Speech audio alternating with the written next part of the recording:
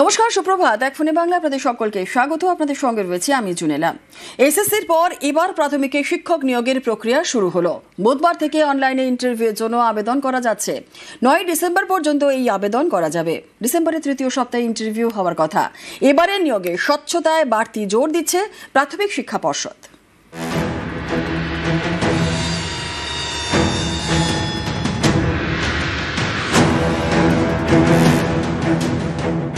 নবম থেকে দ্বাদশ শ্রেণীতে শিক্ষক নিয়োগের প্রক্রিয়া চালাচ্ছে স্কুল সার্ভিস কমিশন।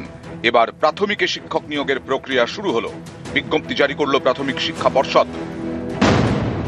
বুধবার থেকে প্রাথমিকে শিক্ষক নিয়োগের ইন্টারভিউয়ের জন্য আবেদন শুরু। অনলাইনে আবেদন করতে পারবেন টেট উত্তীর্ণরা। বুধবার দুপুর 3টে থেকে অনলাইনে আবেদন করা যাচ্ছে। আবেদন করা যাবে 9 ডিসেম্বর পর্যন্ত। ডিসেম্বরের তৃতীয় সপ্তাহে প্রাথমিকে শিক্ষক নিয়োগের ইন্টারভিউ হওয়ার কথা। প্রাথমিকে শিক্ষকের শূন্যপদ 13,421। সব থেকে বেশি শূন্যপদ দক্ষিণ 24 পরগনায়, সব থেকে কম পূর্ব মেদিনীপুরে।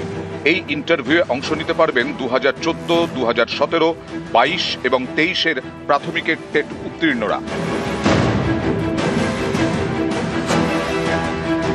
ইন্টারভিউয়ের এই পর্বে মোট 50 নম্বর, মাধ্যমিকের রেজাল্টের জন্য 5 নম্বর, উচ্চ মাধ্যমিকের রেজাল্টের জন্য 10 নম্বর, এনসিটিই ট্রেনিং এর জন্য 15 নম্বর, টেটের ফলের ভিত্তিতে 5 নম্বর, এক্সট্রা কারিকুলার অ্যাক্টিভিটির জন্য 5 নম্বর, ইন্টারভিউয়ের প্রশ্নোত্তরের ভিত্তিতে 5 নম্বর, এছাড়া 5 নম্বরের অ্যাপটিটিউড টেস্ট।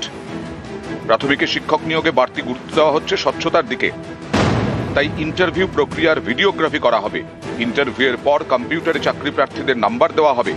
কোনো কাগজে লেখা হবে না, পর্ষদের সার্ভারে সেই নাম্বার পৌঁছে যাবে। ইন্টারভিউ যারা নেবেন তারা কেউই জানতে পারবেন না আরেকজন কত নাম্বার দিয়েছেন। জাল সার্টিফিকেট রুখতে 3 দফায় নথি যাচাই করা হবে। এবার ইন্টারভিউ কেন্দ্রীয়ভাবে হবে, জেলা ভিত্তিক হবে না।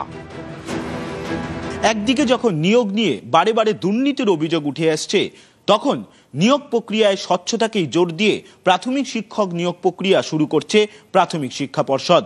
ইন্টারভিউ প্রক্রিয়ার ক্ষেত্রে একাধিক গুরুত্বপূর্ণ সিদ্ধান্ত নিল প্রাথমিক শিক্ষা পর্ষদ, যাতে নিয়োগ প্রক্রিয়ায় স্বচ্ছতা বজায় থাকে এবং আগামী দিনে কোনো অভিযোগ উঠলে তার সদুত্তর দিতে পারে প্রাথমিক শিক্ষা পর্ষদ। ক্যামেরায় সুমন বোসের সঙ্গে সোমরাজ বন্দ্যোপাধ্যায়, নিউজ 18 বাংলা।